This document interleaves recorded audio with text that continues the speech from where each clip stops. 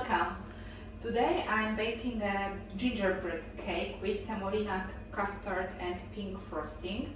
This is the very special recipe for me because it's been in my family for over 100 years.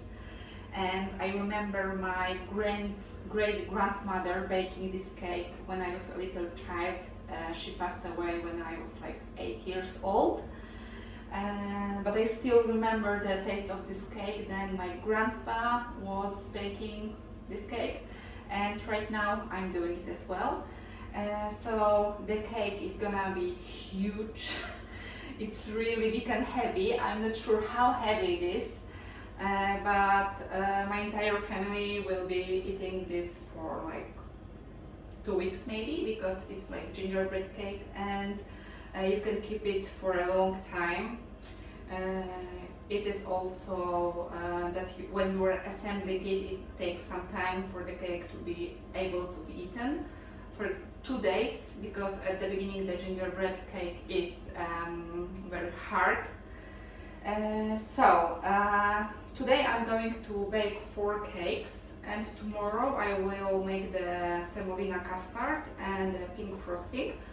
I will also add some plum butter in between, so the cake looks really beautiful and it always reminds me of Christmas in my home. So the first step is to melt like 2 sticks of butter with honey, 1 small jar of honey, it's like 1 cup of honey I think, 1 cup of sugar with 1 teaspoon of cocoa and gingerbread spice mix.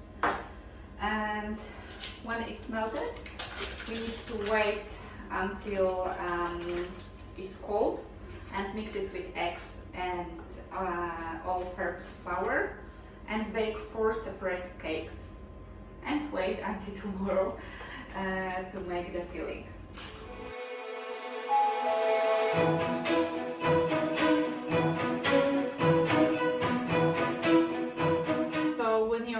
Is cold and you need to knead the dough. I'm doing this with my food processor, but you may also make it using your hands on the flat floured surface.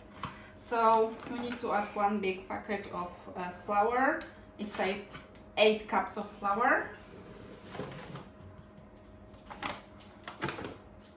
2 teaspoons of baking soda,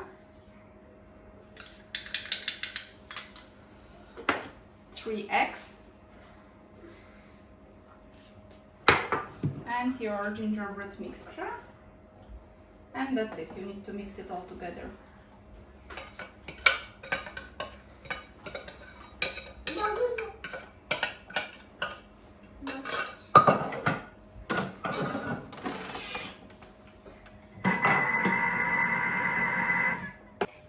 So my dough is already ready, and right now I need to just knead it again and divide into 4 parts. Maybe not into 4 parts, but take 1 part and bake right away, and the rest of the dough should be put into the fridge because it's better when it's cold. As you can see, the dough is not sticky at all, so it's really easy to knead. So what I'm doing basically is to form a ball and divide it into 4 parts. And right now I will be only eating 1 part, and all the other 4 should be wrapped in the foil and put in the fridge.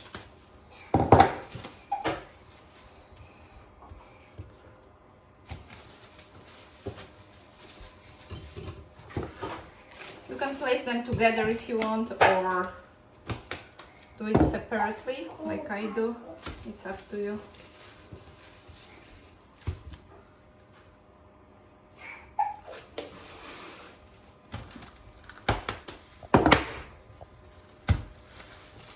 Okay. And into the fridge. And right now you can preheat your oven to 356 Fahrenheit, so 180 Celsius degrees. So I put parchment paper inside my baking tray, and right now I'm just rolling one part of the dough. I always have trouble to make the perfect rectangular.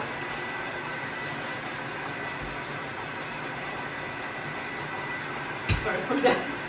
I will just stop talking and show you what I'm doing afterwards.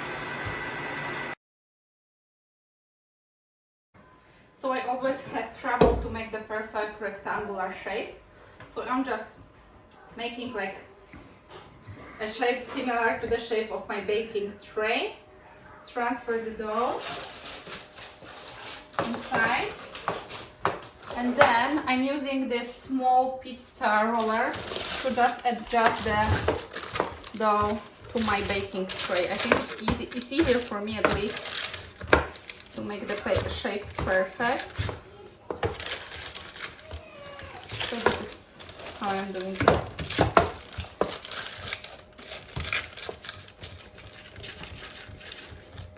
You can also use your hands.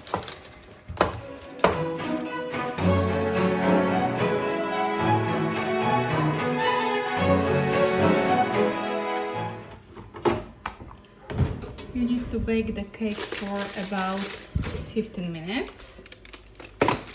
And right now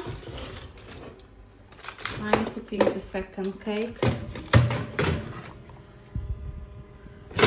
inside. My 4 cakes are ready. That's why I like to use parchment paper when I'm baking, because it's easy to transfer the cakes and use it for the new one. So the second part of this I will show you tomorrow. It's time to make the custard, semolina custard. I have 4 cups of milk in here, 20 tablespoons of sugar. I know it's weird to give you the recipe with tablespoons, but this is how my grandma is making this. And 10 tablespoons of semolina. So right now I need to heat up the milk.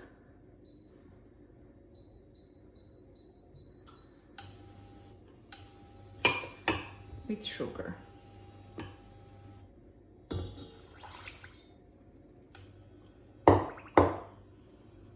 And mix. And when the milk will be almost boiling, I will be adding semolina and leave this custard to cool, and after that we will mix it with butter. When the milk is almost boiling, we need to add semolina custard and stir all the time. Make sure there will be no lumps.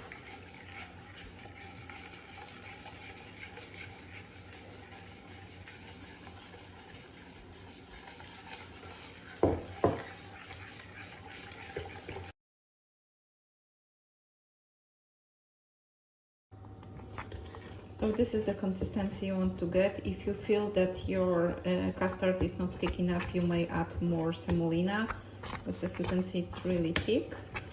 And that's it. We need to let it cool and then mix it with butter, and our custard will be ready.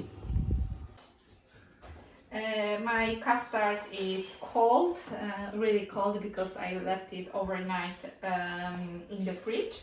So it's really simple right now, because you just need to mix the custard with 1.5 cup of butter, and that's it. I'm doing it in my food processor.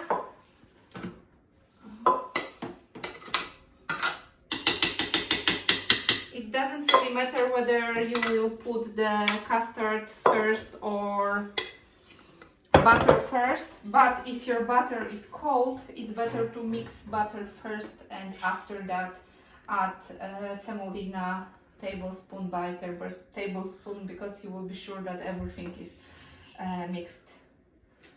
So that's it.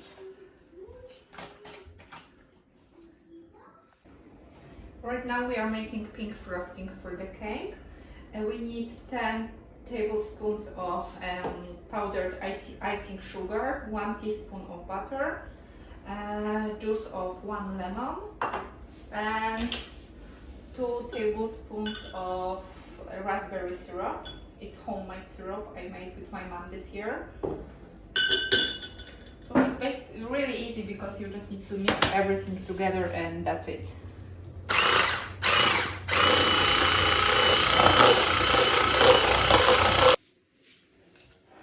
Right now it's my favorite part of making this cake. So you basically need to divide your custard into parts and spread half of the custard on your first layer of the cake.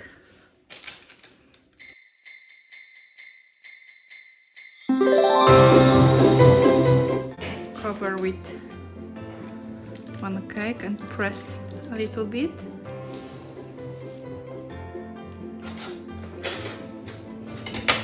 And right now we are putting the plum butter,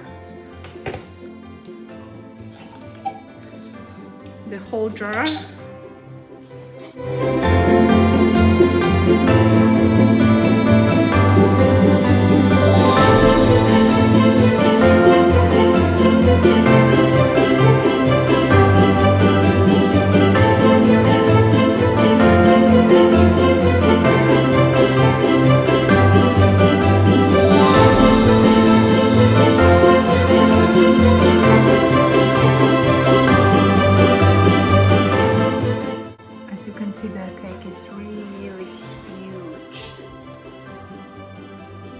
Check how heavy it is because I'm really curious.